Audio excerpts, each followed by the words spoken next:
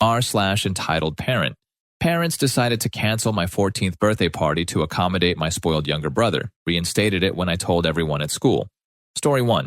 My parents decided to cancel my 14th birthday party to better accommodate my spoiled younger brother. This happened when I was 14 years old, so several years ago at this point. I have a brother who's about 6 years younger than me, and he was extra coddled by my parents because he had been diagnosed with high-functioning autism when he was 4, but other than that, he seemed very normal, just unbelievably spoiled.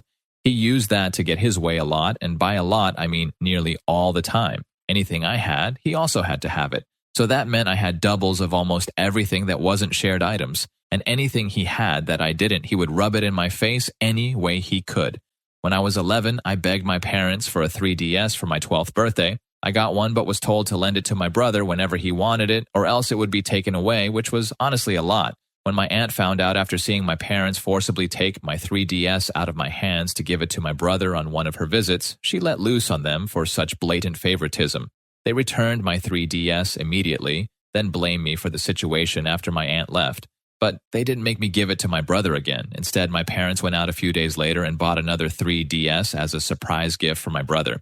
On several of mine and other people's birthdays, my brother made a huge fuss because the party wasn't all about him, even going as far as to outright state that he was upset because he wasn't getting any gifts or getting to blow out the candles on the cake. My parents learned the hard way that they couldn't enable my brother the way they would have liked to at those parties. They were actually kicked out of a few for trying to enable some kind of toxic behavior. Because of that, other kids at his school stopped inviting him to birthday parties altogether. For me, my birthdays were some of the only days I had, especially since it was one of those days where it got to be about me. Otherwise, my parents forced my life to revolve around my little brother. The year prior to when this story took place, my parents ended up paying more attention to him the entire time of my 13th birthday. They even asked me if I'd let my brother blow out my candles for me because he was upset and pouting. I refused because I wanted to blow out my own candles since it was my birthday. They called me a spoiled brat at first until my aunt intervened once again and chastised them for their favoritism. She stated how much she had noticed how my brother gets nearly everything between the two of us just because he's autistic. My parents got no support from anyone else other than my brother, who was still crying because he wasn't getting a chance to blow the candles out. Because he didn't get his way, he tried to outright spit on my cake out of spite, but my awesome aunt thankfully blocked him before he got the chance. Then she scolded him until he ran to his mom in tears. My parents took a lot of heat from the other adults there and then promised to never ask to let my brother blow out my candles on my birthday ever again, but they pretty much just went through the motions for the rest of the party. My aunt pretty much took over coordinating everything from that point forward. The following year, a couple of weeks before my birthday, my parents sat me down and told me they were still going to give me gifts and a small cake. But my birthday party was effectively canceled to avoid my brother having another meltdown. I told them I couldn't believe they were doing this to me, and they just seemed to shrug it off without a care. So at school over the next week, I told my friends, my teachers, and even my school counselor. All of them were appalled by my parents' lack of consideration or empathy.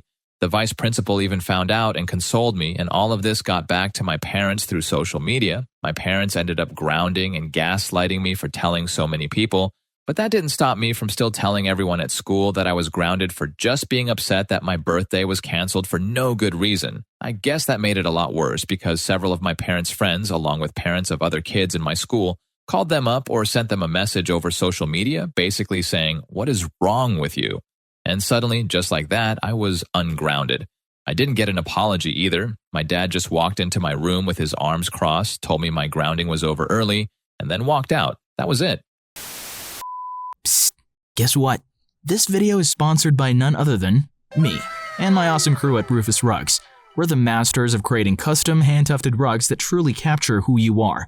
Whether you're looking to turn one of our intriguing thumbnails into a rug, for purely academic reasons, of course, or you're eager to transform your room with some epic anime-inspired designs, we can get it done for you. These are all handmade by me and the team from Canada. No dropshipping BS here. Real, handmade custom rugs by me and my friends. Click the first link in the description to learn more. I thought my party was still canceled because nobody said anything about it, and my brother thought it was hilarious and rubbed it in my face that I wasn't going to get to celebrate my own birthday. But by the end of the 2 weeks, my parents held a surprise birthday party for me at my favorite restaurant. Then they started claiming that this was their intent all along, even though I knew it wasn't from what I'd seen. Everyone was incredibly unhappy with them for what they did, and it showed with any interactions family members had with my parents. So they ended up doing the surprise party to try and save what little reputation they had left. But I'm pretty sure they had to pay through the nose that day just to accommodate me. I got dinner with all my friends at my favorite restaurant that had a small arcade and even got the newest PlayStation system, something I'd been looking forward to for a long time. I could tell it was all pretty much planned and bought last minute because my dad had a look about him that my aunt comically described as looking like a moth had flown out of his wallet. My brother, of course, made a huge fuss that I got that surprise party. But with so many of my friends and their parents there, my mom and dad finally put their foot down on my brother to stop his tantrum when he wanted to push my cake off the table. My brother ended up getting a timeout for the first time since he was a toddler, and my mom had to stay with him to make sure he didn't do anything crazy. He did try several times to run to the cake or the stack of presents. Who knows what he would have done, were it not for the fact that at least one adult was always on guard. Even my dad stood guard to keep him away. My mom ended up having to remove my brother and herself from the party entirely and took my little brother to another restaurant so he could have fun in their play area. I heard later she spent at least an hour trying to get him to come out of the play place tube structure, and he only did so because he had to use the bathroom. Then he tried to run right back in when he was done. My parents never tried to cancel my birthday again while I still lived with them, though they never again tried as hard or spent as much for the remaining 4 years I was under their roof. My birthday parties consisted of a local pizza parlor, a cake without even a name written on it, and never again anything as expensive as a new gaming system. I don't mean to sound spoiled, but I was a bit disappointed. I never got a cake with my name on it ever again. My aunt called my parents out on it each year, and each year they claimed they just forgot to get the cake decorated. I'm pretty sure that the reason my name was never written on another cake was that my brother always refused to eat pieces of the cake that had writing of someone else's name on it at a party, and they couldn't put his name on any of the cakes as it would have looked really bad for them.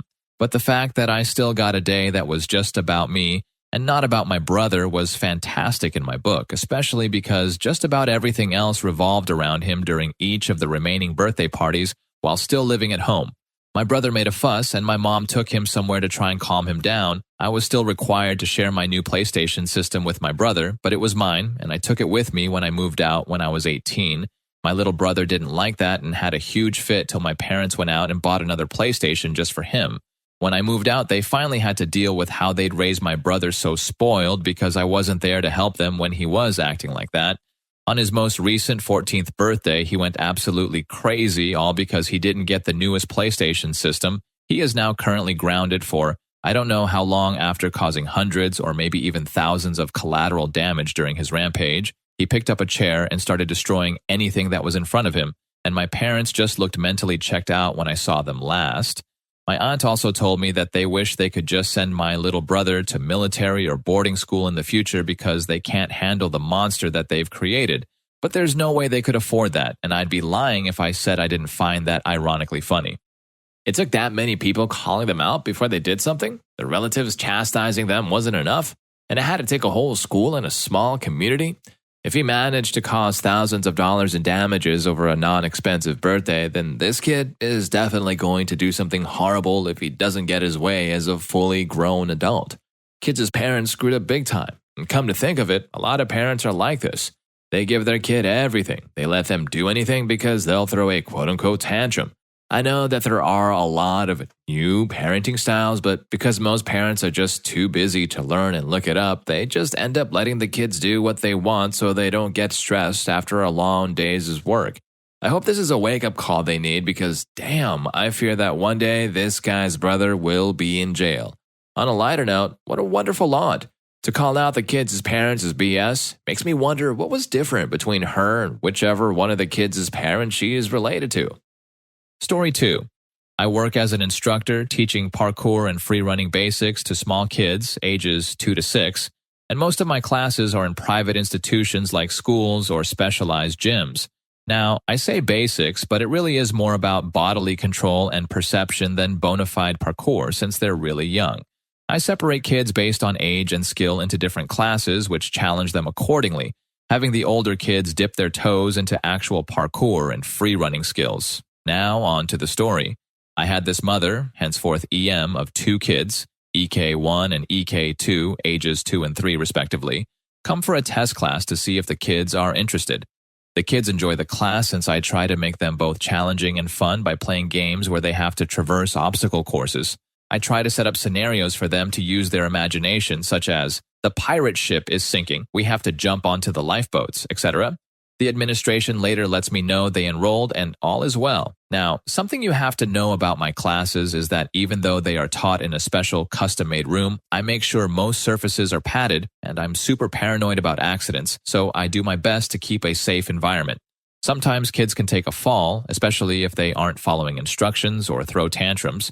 This was the case with EK 1 and 2 since they were always refusing to listen to instructions and threw tantrums when I tried to explain why they couldn't just run off to play in the room as if it was just a playground, which it absolutely isn't. After a couple of weeks of this, the mom comes into my classroom to tell me, not ask, mind you, that her kids are ready for the advanced class, which is kids aged 5 to 6 because they have grown bored of the kiddie class since they are so much better than the other kids, which they are not.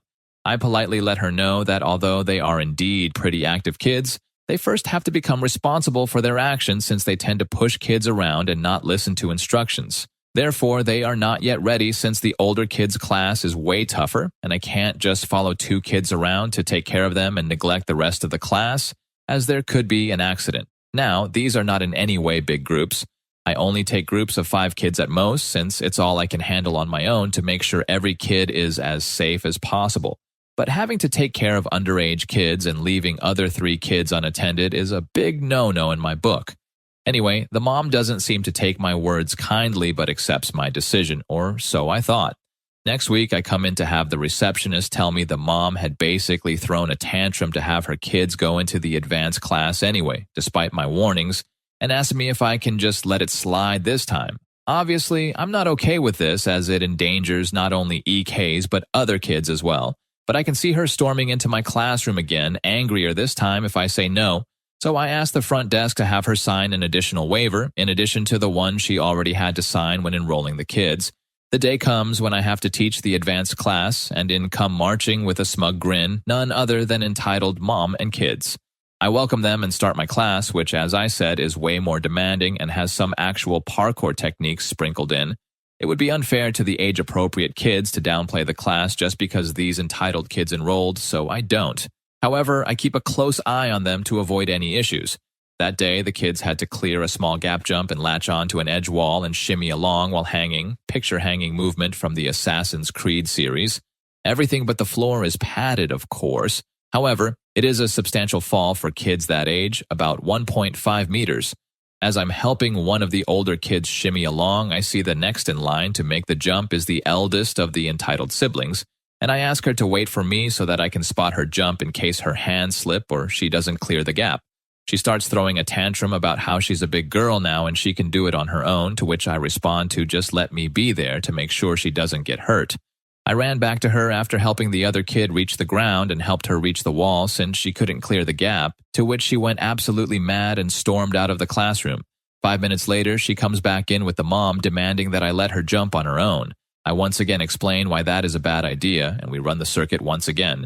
Again, I am helping the kid lapping before her and asking her to wait for me, but instead of listening, she jumps into the wall, fails to clear the gap, crashes into the wall, and then plops onto the ground. I rush to check if she's unhurt, which thankfully she is aside from the fall, and she starts swiping at me. Once she recovers, she starts bawling her eyes out and storms out of the classroom again. And once again, I'm faced with the mom demanding to know why I let her daughter get hurt during my class and starts accusing me of being negligent and incompetent and that she'll take measures against the school and me. I tell her I understand she's upset, but I ask the kid to stay still and wait for me, but she refused to listen, and to remember that I warned her they were not yet ready for this class as they did not follow instructions, which were meant to keep them safe. The mom keeps going about how I can expect to be fired soon and the usual entitled parent monologue, and then leaves. I tell the front desk what just happened and ask them to check the cameras in my classroom so that they can have proof in case she really tries something legally, and I reminded them she had signed a second waiver. Thankfully, she never did, and she never came back even though she paid the whole month in advance. Okay, so does this woman watch military recruitment ads and then try to bully the army into enlisting her literal infants because they're so advanced and talented and obviously ready for it? I'm still struggling to figure out what she thought she would be achieving with this, Unless it turns out that the advanced class just suited her schedule better, so she thought she'd try to force that, at her convenience, children's safety be damned, or she's just overestimating her kids' skills. All I'm trying to say is that there's a system in place for everyone's safety, and you put your kids first before anything. That's all. Story 3. Hello, everyone. I promised if I ever came across another entitled Karen, I would post, and I hope this is the right subreddit. Also, please excuse the grammar. I'm on my mobile phone, and I just worked a 12-hour shift. So, the cast is me, the rookie cop, PM, the pregnant mom, and M, the Karen. I just started my shift, and I was feeling good. I had a good dinner, all my good partners were on shift, and I was jamming out to my favorite Backstreet Boys track in my car. Then it happens. Dispatch sends out a call about a disturbance at a local coffee shop in my area, so I take the call and zoom on over. I pull up, and there she is, the Karen. I take one step out of my patrol car, and she basically runs up to me. Now, this Karen was 42 years old with that really short haircut, and I did notice that she had a big red mark on her cheek. Me. Ma'am, is everything all right? M. In the most dramatic tone, she says, Thank goodness you're here. I was just attacked by a crazy woman in the coffee shop. Me. Oh, okay, where is she? Karen points to a woman in the shop. I tell her to wait outside. She doesn't, and I request an additional deputy to come out. I walk inside and I see a young woman who is very angry and very pregnant, I would have to say like 7 months maybe. She is sitting at a table on her phone. I approached her and asked her what happened. PM. So I am in here getting a coffee, just minding my business, when that lady points at Karen, walks up to me and starts touching my belly. I ask her to stop, but she keeps touching me. Then when the barista sets my coffee down for me, she, Karen, takes it off the counter, hands it back to the barista, and says it's illegal to sell coffee to a pregnant woman. Then she starts touching my belly again, saying that I am a bad mom. I ask her to leave me alone and stop touching me. She then tells me she is a mother and that it's okay. She got really rough with touching my belly, and I got scared. When I tried to walk away, she wouldn't stop, so I slapped the witch to get her to leave me alone. I looked at Karen, who was standing by the door rolling her eyes as PM was telling her story. My partner shows up and walks up to me. Now my partner is a no BS, short, southern, corn-fed, mud-raised woman. I asked her to hold it down out here. I go talk to the manager and several employees behind the bar. They all confirmed what PM said, and the manager even brought me back to the office and showed me the security footage. All of it confirms PM's story, and on the camera, it looked like Karen was getting aggressive with PM because PM tried to walk away, and Karen wouldn't let her stomach go. I walk out to PM. Me. Ma'am, do you want to press charges? PM. Yes, please. Then I walk over to Karen. Me. Ma'am, I'm going to ask you to turn around and place your hands behind your back. M. What? Me. You're under arrest. Side note. In my state, you can be arrested for intentional and unlawful touching of someone. Since Karen was both aggressive and kept touching this PM, she broke the law.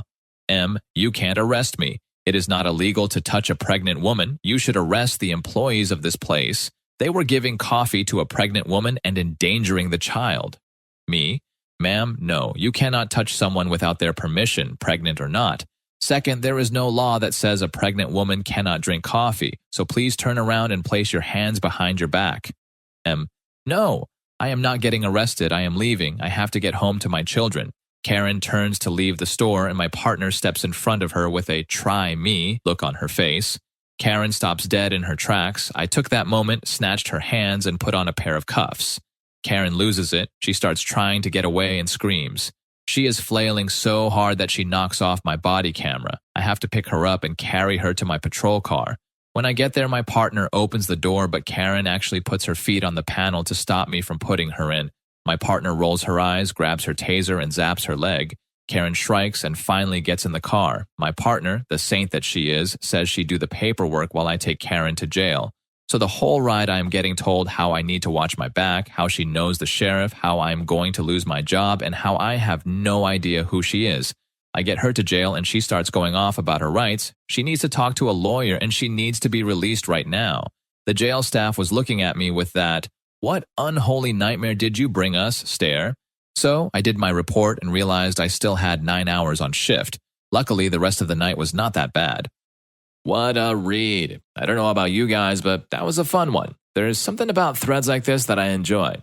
Okay, so let's start off by talking about a pregnant woman getting some coffee. Well, I've never encountered that side of my life, but I'm pretty sure that coffee isn't good for someone who is pregnant. So maybe an okay call by Karen, but maybe it was decaf, so, well, we'll never know.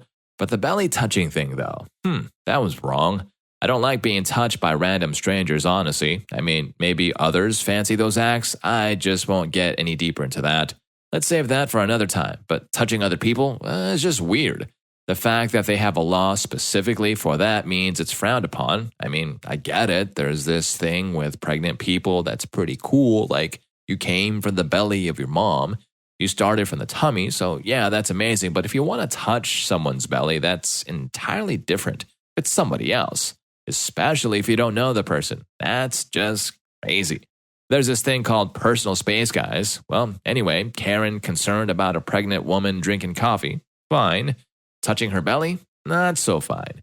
Calling the police on said pregnant woman after being slapped because she touched her belly aggressively? Not okay. Going to be arrested because she broke the law and mentioned she knows a sheriff? Not okay. Well, that's justice for you. You fight the law, and the law fights back with cuffs, tasers, and jail time. She turned a misdemeanor charge into resisting arrest, assaulting an officer, and probably some other charges as well. Not to mention whatever she did when she got to jail. I doubt she behaved there either. I'm willing to bet her sheriff friend was like, what did she do again this time?